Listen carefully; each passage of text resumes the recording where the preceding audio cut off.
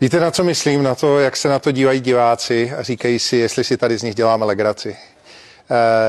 Tady proběhly volby, ty volby nějak dopadly a ti lidé vůbec nerozumí tomu, co vy tady vykládáte. Prostě ti lidé čekají, že bude tady sestavena vláda. Já s těmi lidmi komunikuji velmi intenzivně a oni vůbec nerozumí tomu, co vy tady předvádíte.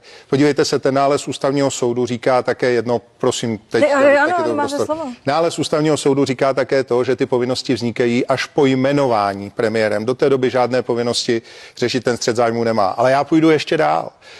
Tady žádný střet zájmů není.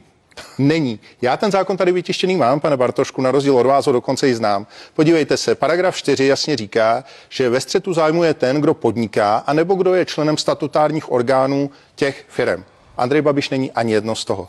Naopak, paragraf 4b a 4c říká, že pokud má dotyčný člen vlády majetkovou účast v nějaké firmě vyšší než 25%, tak v takový okamžik nemůže ta firma inkasovat žádné dotace, ani žádné subvence a nemůže se účastnit ani veřejných zakázek. Tedy za prvé, je možné a zákonem výslovně přípustné, aby člen vlády vlastnil 100% kapitálu jakékoliv firmy.